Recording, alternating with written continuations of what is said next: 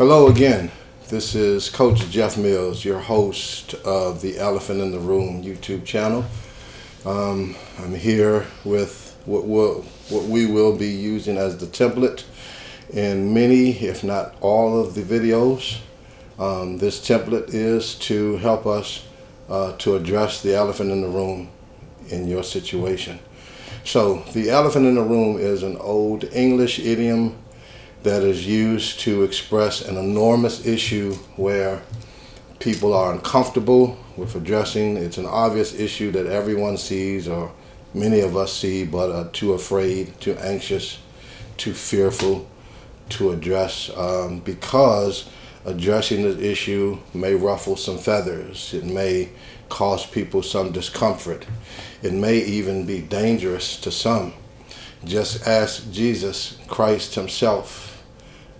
He acknowledged, he confronted people in their sins, and he testified that their sins were evil, and those same people wanted to kill, wanted to destroy him.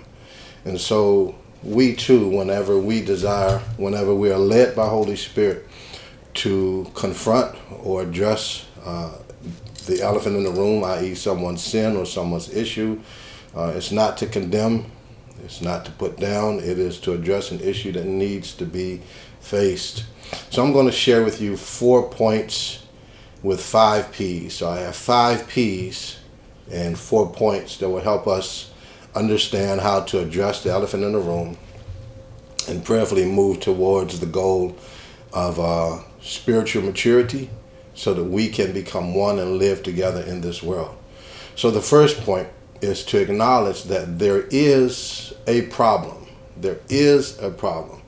Far too many people see the elephant in the room, i.e. the problem, i.e. the sin, whatever the issue is, and they either deny that it is there or they try their best to sweep it underneath the rug.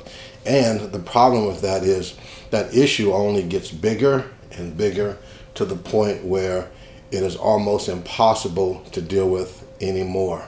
So, first point. The second point is to respect other people's perspective. Respect other people's perspective. One person may be behind the elephant, another person may be in front of the elephant. The person behind the elephant sees the tail, while the person in front of the elephant sees the trunk. The trunk and the tail are similar, but they are not the same. They're not the same.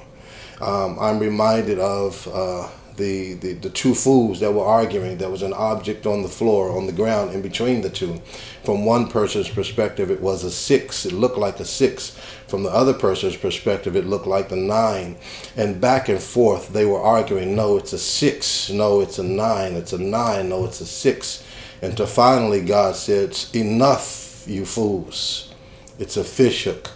And they both looked in amazement, like, it's a fish hook? Wait a minute. And he said, yes, remember, I didn't call you to argue about your perspective or your opinions.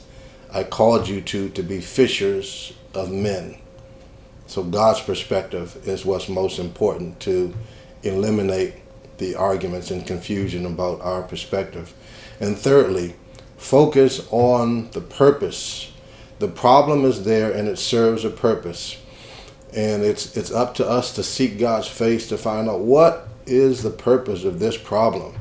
Maybe the problem was there to reveal a deeper issue that had been unresolved for far too long, and the issue has now gotten out of hand. Maybe it was an issue to help you understand where you are in your walk with God and where you're not. The issue sometimes is there to help us improve our communication or our relationship with God first, with ourselves, and then with others. So there is a purpose for this problem.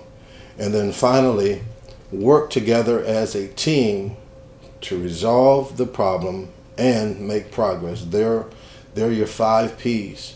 Work together as a team. So remember the acronym for TEAM. Together each achieves more together. So if you bring your perspective to the table, I bring my perspective, and some others bring their perspectives to the table. From God's perspective, now we're able to see the big picture. We're able to see the elephant from a distance as opposed to up close.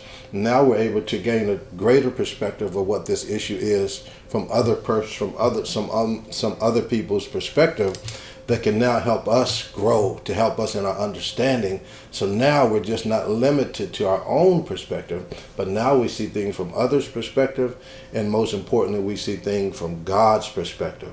That perspective, His perspective, is what brings us closer together, what brings us together in harmony, which brings us together in unity, regardless of our beliefs. Yes, regardless of our beliefs, regardless of our experiences, regardless of our educational backgrounds, or whatever other hindrances may be preventing us from coming together. It's God's perspective that matters in everything. So again, that's the end of this message, and I thank you for your time. Again, please don't forget to, if you're led to, please like, please share. And if you're also led to support this channel, support this ministry, it would be greatly appreciated. Again, I don't beg for donations. Only if you're led by Holy Spirit to share, to give, to sow a seed into this ministry, it would be greatly appreciated. I love you guys. Thank you so much. And I pray that this video helps. Thanks.